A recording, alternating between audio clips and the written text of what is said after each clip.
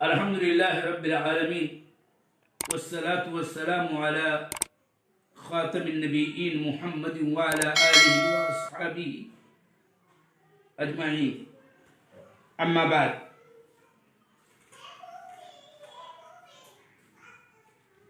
ومن يقتل مؤمنا متعمدا فجزاؤه جهنم خالدا فيها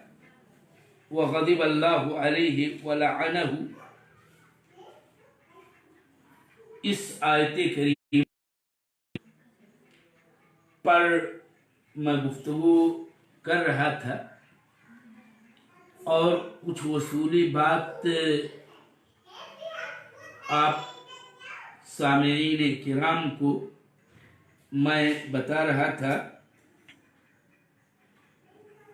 اور بات یہ ہو رہی تھی کہ خود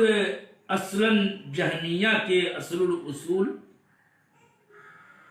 جس کو تمامی فرق مدرسہ عقلانیہ نے کسی نہ کسی طور پر لے رکھا ہے، ان کے تعویل والی بات کو باطل کرنے کا کیا طریق ہے، کس طرح سے ان سے مجادلہ اور حوار کے ذریعہ ان کے موقف کو فاسد اور باطل قرار دیا جا سکتا ہے. اسی بات کو میں آپ کو بتاؤں کہ عقیدہ واسطیہ کی عظیم الشان شرح جو معالی الشیخ صالح بن عبد العزیز آل الشیخ حفظہ اللہ کی ہے، اس میں انہوں نے بہت ہی طویل بحث اس نقطے پہ کی ہے، اور کسی طالب کو، کسی عالم کو، کسی مدرس کو، کسی استاذ اور پروفیسر کو آسان سا طریق بتانے کی کوشش کی ہے کہ کس طرح سے جہمی، معتزلی یا باقی دیگر فرق کے ساتھ آپ مناظرہ میں اس کو کیسے پسپا کر سکتے ہیں. اور یہ در حقیقت وہی بات اور اسی اصول کی طرف اشارہ کرنا چاہا ہے، اور وہ بھی تفصیل کے ساتھ، جس کو التدمریہ نامی اپنے عظیم الشان رسالے میں شیخ الاسلام ابن تیمیہ نے واضح کیا ہے مدلل طور پر، اور بات بطور خلاصہ یہی ہے کہ القول فی بعض الصفات کالقول فی البعض الآخر، یا القول فی الصفات فرع عن القول فی الذات يهتدى فيها حذوه وينهج فيها على منهاجه ومنواله. اس بات کو ذرا آسان لفظوں میں ایک بار اور خواہ اس کو تکرار ہی کیوں سمجھا جائے، اس کو یوں واضح کرنے کی میں کوشش کر رہا ہوں کہ جب ہم یا آپ کسی بھی جہمی یعنی منکر صفات سے مناظرہ و مجادلہ کریں تو ہمیں اسے پوچھنا چاہیے کہ کیا تم اللہ تعالیٰ کے لیے وجود ثابت کر رہے ہو نا؟ یہ بات جہمی سے پوچھی جا سکتی ہے، کہے گا ہاں. क्योंकि वो यही सिफत वजूद मुतलक एक ही सिफत अल्लाह ताला के साबित कर सकते हैं। अब वो इस बात को मानेगा तो उससे दूसरा सवाल फौरन ये किया जाए कि क्या तुम मखलूक के लिए वजूद साबित मानते हो या नहीं। जाहिर सी बात है वो इनकार नहीं कर सकता, वो लाजमन यही कहेगा कि हाँ मखलूक भी मौजूद है और उसके लिए भी सिफत वजूद साबित है। तो हम आप उससे ये कह सकते हैं कि तब तो बात इस इश्तिराक के लफ्जी के नाते या यूं कहिए कि इस सिफत में सिफत वजूद में खालिक और मखलूक का इश्तिराक है, सो तमसील लाजिम आई, तशबीह लाजिम आई, या तुम्हारे तफसीली कौल की रोशनी में तस्बीह की मुक्तदी हो रही है ये बात। तो ऐसे ही कुल्लाबिया हूं, अशायरा हूं, मातुरीदिया हूं, जिन सिफात को वो नहीं मानते हैं और तावील के जरिया गोया नफी की राह ही पर चलते हैं, तो उनसे मुनाजरे का तरीक ये हो कि वो सिफात जो वो साबित मानते हैं उनमें से किसी भी सिफत का नाम लेकर के ये कहा जाए कि क्या इंसान मसलन मखलूक इस सिफत से मुत्तसिफ है कि नहीं। जैसे सिफत समा, सिफत बसर, सिफत इरादा, वो कहेगा हाँ। तो फिर उससे भी वही बात कही जाए कि तुम यह सिफत अल्लाह ताला के लिए मानते हो और ठीक यही सिफत इंसान मखलूक के लिए भी मानते हो, तो बात तो वही हुई कि इस इश्तिराके लफ्जी कुल्ली के नाते से तमसील वो तशबीह लाजिम आती है और ये महदूर इस सिफत में भी पाया जा रहा है, जिससे तुम भागने की कोशिश में और दीगर इन सिफात सबा या समानिया के अलावा में तावील किया करते हो। तो बात तो वही है जो इस सिफत को मानने की सूरत में लाजिम आता है। खुलासा मुनाजरा ये है कि जब वो कोई सिफत साबित करे तो उससे पूछिए आप इसका क्या माना है, वो बोलेगा कि ये माना है। अब उसके बाद दूसरे नंबर पर उससे ये पूछा जाए कि ये सिफत तो मखलूक में भी पाई जाती है, तो इससे तो तस्बीह और तफसील लाजिम आई, तकसीम लाजिम आई। तो फिर वो ये कहेगा बिल आखिर थक हार के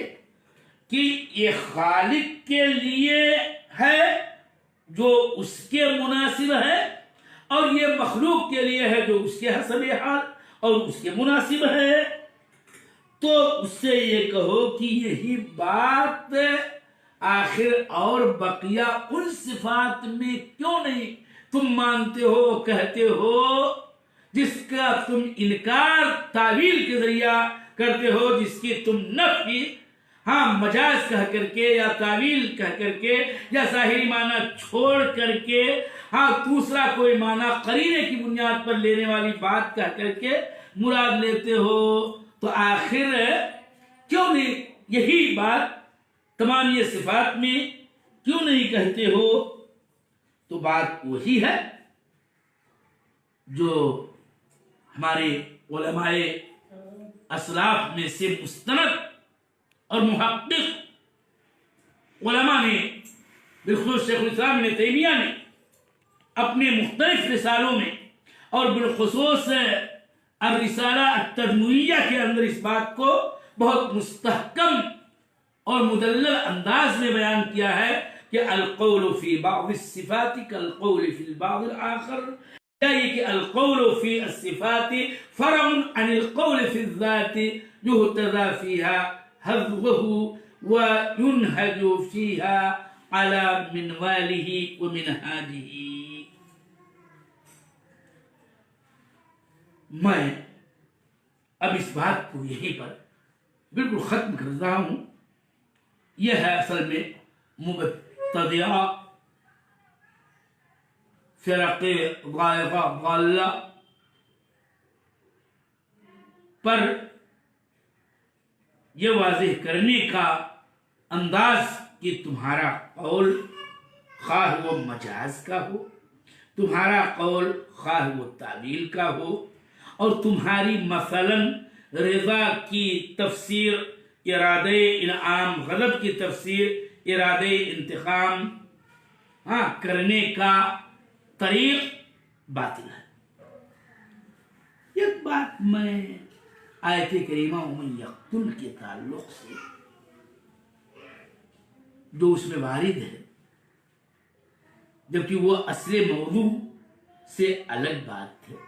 لیکن تھوڑا سا ذکر اس کا آ جائے. اس آیت کریمہ میں قاتل مومن متعمد کی جزا کا ذکر ہے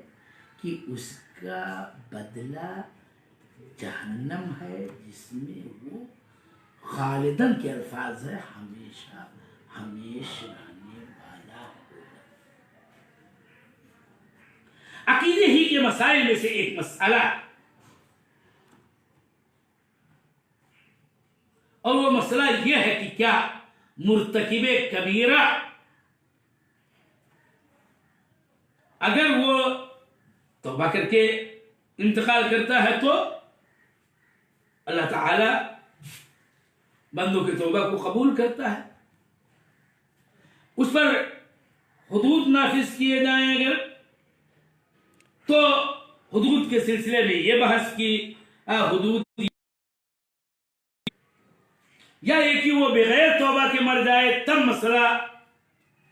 اہل سنت والجماعت اور خوارج و معتزلہ کے درمیان ما بھی نزاع ہے. وہ ایک لمبی بحث ہے ایمانیات کے مباحث میں سے. میں یہاں ڈائریکٹ آیت کریمہ کی حد تک بات میں کر رہا ہوں کہ یہاں پر قاتل مومن جس نے کسی مومن کو متعمدن جان بوجھ کے بالقصد بالارادہ قتل کر دیا ہو تو اس کی یہ جزا ہے. کیا واقعی بات یہی ہے؟ اور خلود کا معنی کیا ایسا ہمیشگی ہی کا معنی ہے کہ ایسا آدمی جہنمی ہوگا، جہنم میں ہمیشہ ہمیشہ رہے گا؟ وَإِنْ كَانَ نَاطِقًا فِي الدُّنْيَا بِكَلِمَةِ الْإِسْلَامِ وكان يشهد بالشهادتين وما إلى ذلك. یہ مسئلہ بڑا اہم مسئلہ ہے. ہمارے سنت والجماعت کا قول یہی کہ مرتکب کبیرہ ان مات بغیر توبت کے سلسلے میں اہل سنت والجماعت فرقہ ناجیہ اہل الحدیث اور صالحین کا قول یہی ہے کہ ہوا تحت مشیئت اللہ ان شاء فعل وادخلہ الجنہ فی اول وحلۃ، اگر اللہ چاہے تو اس کو معاف کر دے اور اول وحلہ میں جنت میں داخل کر دے. وان شاء عذبہ بقدر ذنوبہ ثم یخرج من النار بالشفاعہ ويدخل فی الجنہ، اگر چاہے تو اللہ تعالیٰ اس کے گناہ کے باقدر سزا دے اور بالآخر وہ جہنم سے نکال کر کے جنت میں داخل کر دیا جائے. برخلاف خوارج و معتزلہ کے جن کا مشہور قول یہ ہے کہ مرتکب کبیرہ دائرہ اسلام سے خارج، خوارج کے نزدیک دائرہ کفر میں داخل. یہاں پر خالی معتزلہ کی بات اتنی ہے کہ وہ منزلہ بین المنزلتین کی بات کرتے ہیں، لیکن آخرت کے حکم کے بارے میں خوارج و معتزلہ دونوں اس بات پر متفق ہیں کہ مرتکب کبیرہ ان مات بغیر توبہ کے مر گیا ہے تو وہ جہنم میں جائے گا اور اس کے اندر ہمیشہ ہمیشہ رہے گا. اور ان کا یہ قول باطل اور اس کے دلائل بے شمار ہیں. تو مسئلہ یہاں اس آیت کریمہ کا ہے کہ جس کے اندر خالدن کے لفظ وارد ہیں، تو کیا کوئی مومن جو کسی دوسرے مومن کو جان بوجھ کے قتل کر دے، کیا اس کی جزا ہمیشہ کی جہنم ہے؟ اس سلسلے میں اس آیت کریمہ میں جو بات ہے اس کے معانی اور اس کے مفہوم، اس کے معنی، اس کے مفہوم کی تعین میں جو ملخص بات ہے وہ یہ کہ یا تو یہ ایسے قاتل کے بارے میں ہو کہ جو قتل مومن کو جائز اور حلال کہتا ہو اور حلت کا اعتقاد رکھتا ہو کہ قتل مومن جائز ہے، اور اس استحلال ذنب کے ناطے سے وہ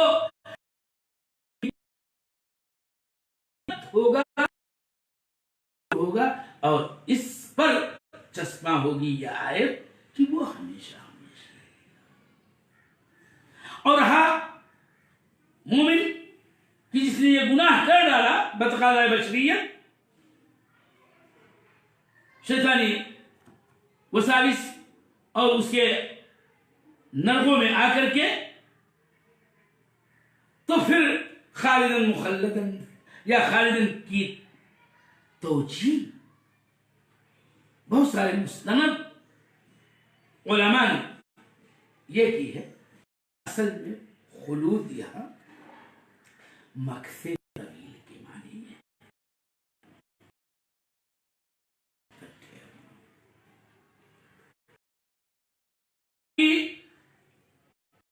یہ اس کا جزا ہے، کو یہ جزا دیا جائے، لیکن یہ بھی تعالی اس کے نتیجے میں اپنی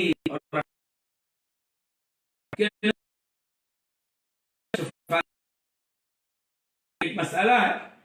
اللہ تعالیٰ اس کی نجات